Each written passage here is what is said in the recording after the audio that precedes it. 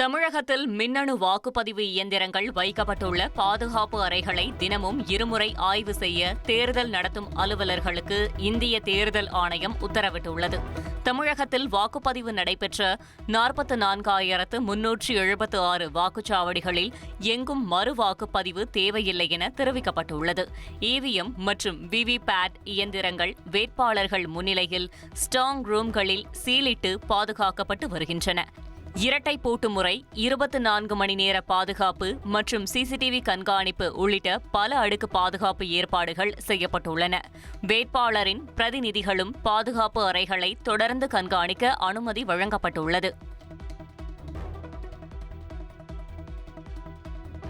சென்னை மாவட்டத்தில் 83.68% வாக்குகள் பதிவானதாக தேர்தல் ஆணையம் அதிகாரப்பூர்வமாக அறிவித்துள்ளது. சென்னை மாவட்டத்தில் 4,72,319 பேர் இந்த தேர்தலில் வாக்களிக்கவில்லை என்றும் தெரிவிக்கப்பட்டுள்ளது. திமுகவின் வெற்றி வாய்ப்பு சூப்பராக உள்ளதாக முதலமைச்சர் மு.க.ஸ்டாலின் தெரிவித்துள்ளார். குடும்பத்துடன் கொடைக்கானல் சென்றபோது மதுரையில் செய்தியாளர்களை சந்தித்த அவர் இவ்வாறு தெரிவித்தார். கடும் வெயிலையும் பொருட்படுத்தாமல் ஜனநாயக கடமையாற்றிய தமிழக வாக்காளர்களுக்கு அதிமுக பொதுச் செயலாளர் எடப்பாடி பழனிசாமி நன்றி தெரிவித்துள்ளார். வாக்கு எண்ணிக்கை முடியும் வரை மிகுந்த விழிப்புடனும் கவனத்துடனும் பணியாற்றிட வேண்டும் என்றும் நிர்வாகிகளை அவர் கேட்டுக் கொண்டுள்ளார்.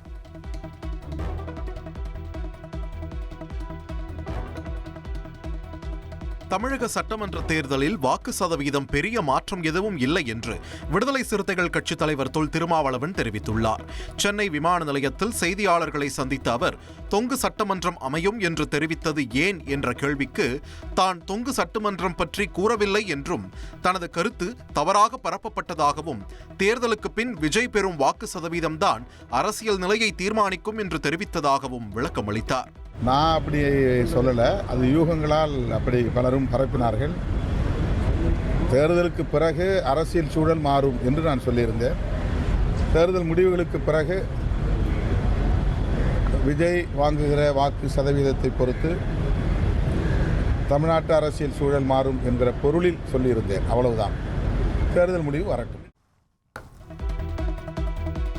2026 மே ஜூலை மாதத்தில் எல் நினோ காலநிலை மாற்றம் உருவாகக்கூடும் என உலக வானிலை ஆய்வு மையம் எச்சரிக்கை விடுத்துள்ளது. எல் நினோ நிகழ்வால் இந்தியாவில் பருவமழை குறையக்கூடும் என்றும் தெரிவிக்கப்பட்டுள்ளது.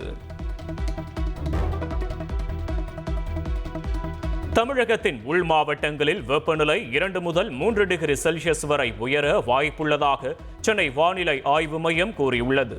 அதிக வெப்பம் காரணமாக அசௌகரியம் ஏற்படலாம் என்றும் தெரிவிக்கப்பட்டுள்ளது.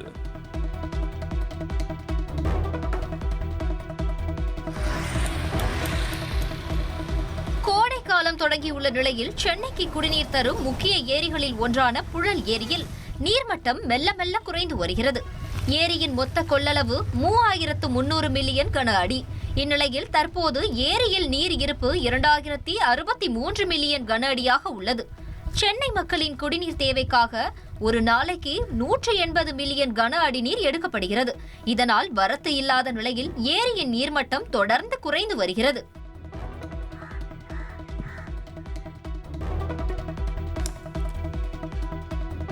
ஈரோடு மாவட்டம் பவானிசாகர் அணையின் நீர்மட்டம் தொடர்ந்து சரிந்து வருகிறது. நீர்பிடிப்பு பகுதிகளில் மழை பெய்யாததால் நீர்மட்டம் குறைந்து வருகிறது.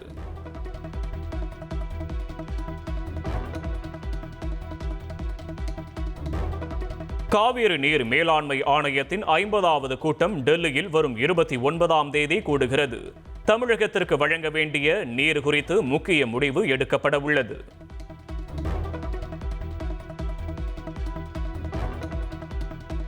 ஜனநாயகன் படத்திற்கு தணிக்கை சான்று வழங்குவது குறித்து திங்கட்கிழமை சென்சார் போர்டு தகவல் தெரிவிக்க உள்ளது. தணிக்கை குழு அதிகாரிகள் ஜனநாயகன் படத்தை மீண்டும் பார்த்துள்ளனர்.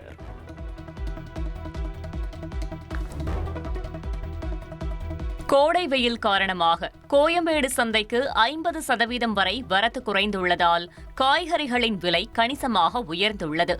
கோயம்பேடு சந்தைக்கு வழக்கமாக 900 லாரிகள் வரும் நிலையில் தற்போது 450 லாரிகள் மட்டுமே வந்தன.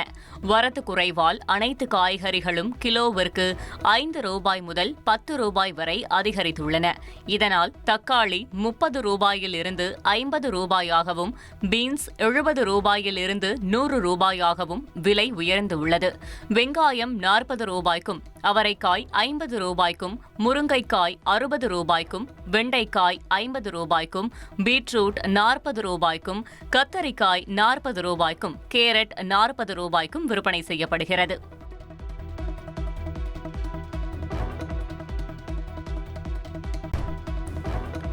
ஆபரண தங்கம் விலை சவரனுக்கு 800 ரூபாய் அதிகரித்துள்ளது. 1 கிராம் ஆபரண தங்கம் 14,200 ரூபாய்க்கும், 1 சவரன் 1,13,600 ரூபாய்க்கும் விற்பனை செய்யப்படுகிறது.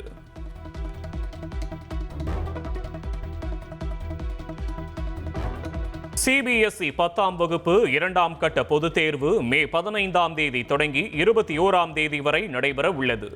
முதல் கட்ட தேர்வை எழுதிய மாணவர்கள் மதிப்பெண்களை உயர்த்தும் நோக்கில் விருப்பப்படி 2ஆம் கட்டத்தை எழுதலாம் என அறிவிக்கப்பட்டுள்ளது.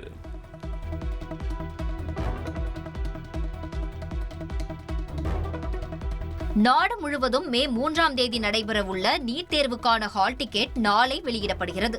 நீட் தேர்வை மொத்தம் 28 லட்சம் மாணவர்கள் தேர்வு எழுத உள்ள நிலையில் தமிழகத்தில் 2 லட்சம் மாணவர்கள் வரை தேர்வுக்கு விண்ணப்பித்துள்ளனர். அதில் குறிப்பாக அரசு பள்ளி மாணவர்கள் சுமார் 12,000 பேர் இந்த ஆண்டு நீட் தேர்வுக்கு விண்ணப்பித்துள்ளதாக தகவல்கள் வெளியாகியுள்ளது.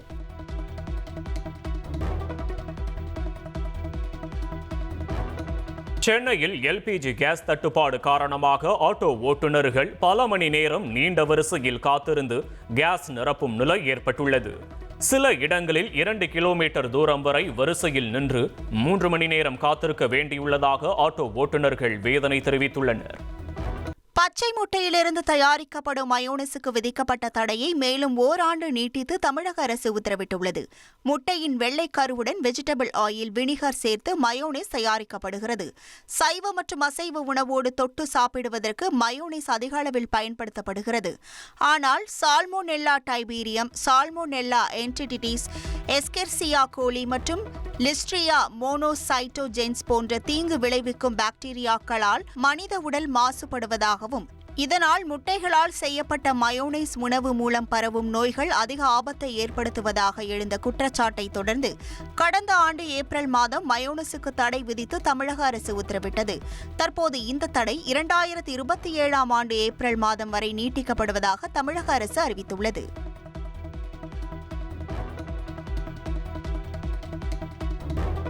விடுதலை சிறுத்தைகள் கட்சியின் மாநில முதன்மை செயலாளராக ஆளூர் ஷானவாஸ் நியமிக்கப்பட்டுள்ளார்.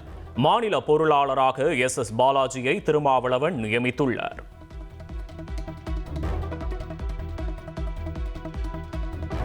திருப்பத்தூர் மாவட்டம் வாணியம்பாடியில் வாக்குச்சாவடி மையத்தில் நடைபெற்ற மோதல் சம்பவம். விதிமீறலில் ஈடுபட்ட திமுக, அதிமுக, தவேக உள்ளிட்ட கட்சிகளைச் சேர்ந்த 39 பேர் மீது வழக்கு பதிவு.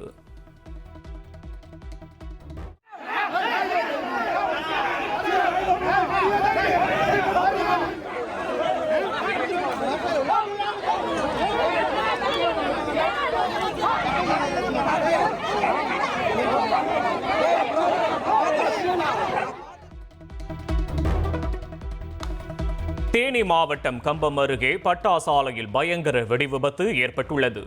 உடல் சிதறி 2 பேர் பரிதாபமாக உயிரிழந்த நிலையில் போலீசார் மற்றும் தீயணைப்புத் துறையினர் மீட்பு பணியில் ஈடுபட்டுள்ளனர்.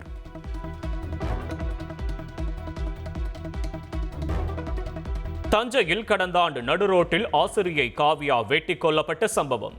தனது மகளை கொன்ற இளைஞரை வெட்டி படுகொலை செய்த தந்தை காவல் நிலையத்தில் சரணடைந்தது பரபரப்பை ஏற்படுத்தியுள்ளது. நீலகிரி மாவட்டம் பார்சன்ஸ் வேலி வனப்பகுதியில் 1 வாரமாக பற்றி எரியும் காட்டுத்தீ. சுமார் 2000 ஏக்கர் வனப்பகுதி எரிந்து சேதமடைந்த நிலையில் தீயை அணைக்கும் பணியில் விமானப்படை ஹெலிகாப்டர் ஈடுபட்டுள்ளது. திருச்சியில் பட்டப்பகலில் நகைக்கடை உரிமையாளரை தாக்கி தங்க நகைகள் கொள்ளை.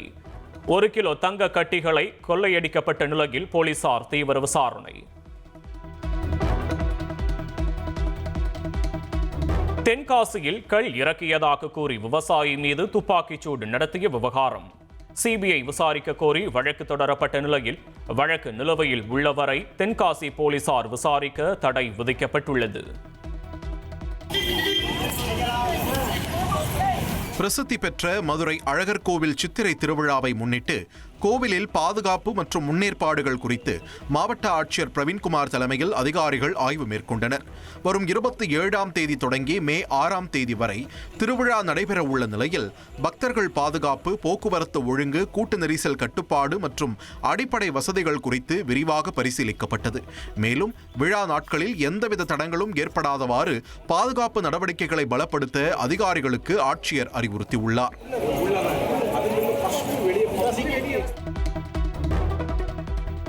நெல்லை அருகே சிறுவர்கள் 2 வன்கொடுமை தடுப்பு சட்டத்தின் கீழ் கைது செய்யப்பட்டுள்ள சம்பவம் பரபரப்பை ஏற்படுத்தியுள்ளது. நெல்லை மாவட்டம் வீரவநல்லூரில் 16 வயதுடைய 2 சிறுவர்கள் இருசக்கர வாகனத்தில் சென்றபோது நைனார் காலனி பகுதியில் நடைபயிற்சி மேற்கொண்டவர்களுடன் வாக்குவாதம் செய்ததாக கூறப்படுகிறது. அப்போது சிறுவர்கள் பயன்படுத்திய வார்த்தைகளின் அடிப்படையில் அவர்கள் மீது புகார் தெரிவிக்கப்பட்டு வன்கொடுமை தடுப்பு சட்டத்தின் கீழ் 2 கைது செய்யப்பட்டனர். நீதிமன்றத்தில் ஆஜர்படுத்தப்பட்ட அவர்கள் பின்னர் கூர்நோக்கு இல்லத்தில் அடைக்கப்பட்டனர்.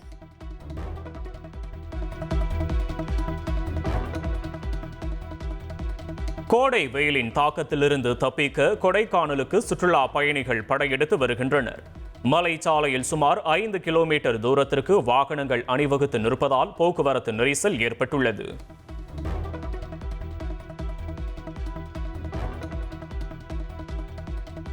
கோவை மாவட்டம் மேட்டுப்பாளையம் அருகே தாயை பிரிந்து தவிக்கும் குட்டி யானை.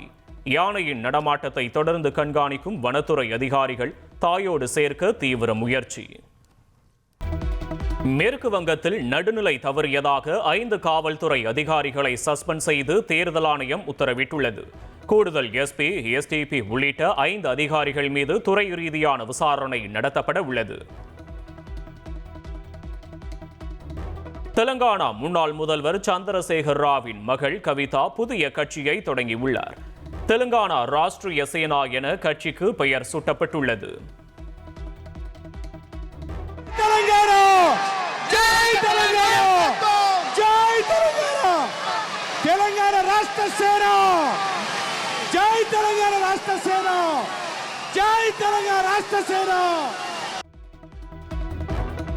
புதிதாக தொடங்கப்பட்டுள்ள தெலுங்கானா ராஷ்டிரிய சேனா கட்சியை சந்திரசேகர் ராவின் பிஆர்எஸ் கட்சி விமர்சித்துள்ளது.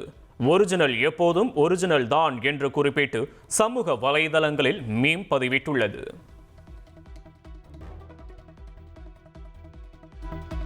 சபரிமலை ஐயப்பன் கோவில் சன்னிதான பகுதியில் கடலோர காவல்படை ஹெலிகாப்டர் தாழ்வாக பறந்தது கடுமையான பாதுகாப்பு மீறல் மற்றும் பீதியை ஏற்படுத்தியதாக வழக்கு பதிவு செய்யப்பட்டுள்ளது. மேலும் இதுகுறித்து கேரள மாநில கூடுதல் டிஜிபி ஸ்ரீஜித் அளித்துள்ள அறிக்கையில் தாழ்வாக பறக்க காரணம் வானிலைதான் என கடலோர காவல்படையால் கூறப்பட்ட விளக்கம் திருப்திகரமாக இல்லை என்றும் விரிவான விசாரணை அவசியம் என்றும் குறிப்பிட்டுள்ளார். மேலும் வான்வழி போக்குவரத்து கட்டுப்பாட்டு அறையிலிருந்து தகவல்களை சேகரிக்கவும், வானிலை ஆய்வு மைய அறிக்கையை பரிசீலிக்கவும், ஹெலிகாப்டர் இயக்கிய விமானிகளிடம் வாக்குமூலம் பெறவும் பரிந்துரைக்கப்பட்டுள்ளது. ட்ரோன்களுக்கே தடை உள்ள பகுதியில் ஹெலிகாப்டர் பறந்தது குறித்து விரிவாக விசாரிக்கப்பட வேண்டும் என குறிப்பிட்டுள்ள இந்த அறிக்கை கேரள உயர்நீதிமன்றத்தில் சமர்ப்பிக்கப்பட உள்ளது.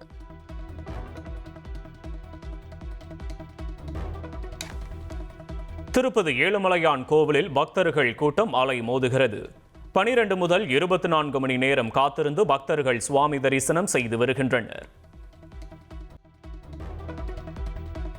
ஷாங்காய் ஒத்துழைப்பு அமைப்பின் மாநாட்டில் பங்கேற்பதற்காக இந்திய பாதுகாப்புத்துறை அமைச்சர் ராஜ்நாத் சிங் வரும் 27 மற்றும் 28ஆம் தேதிகளில் கிர்கிஸ்தான் செல்கிறார். தலைநகர் பிஷ்கெக்கில் நடைபெறவுள்ள இந்த உயர்மட்ட கூட்டத்தில் பிராந்திய பாதுகாப்பு குறித்த முக்கிய விவகாரங்கள் ஆலோசிக்கப்பட உள்ளன. மாநாட்டின் ஒரு பகுதியாக பிற நாடுகளின் பாதுகாப்பு அமைச்சர்களுடன் ராஜ்நாத் சிங் பேச்சுவார்த்தை நடத்துவார் என்று எதிர்பார்க்கப்படுகிறது. மத்திய ஆசிய பிராந்தியத்தில் பாதுகாப்பை உறுதிப்படுத்துவதிலும் அண்டை நாடுகளுடனான உறவை மேம்படுத்துவதிலும் ராஜ்நாத் சிங்கின் இந்த பயணம் மிகவும் முக்கியத்துவம் வாய்ந்ததாக கருதப்படுகிறது.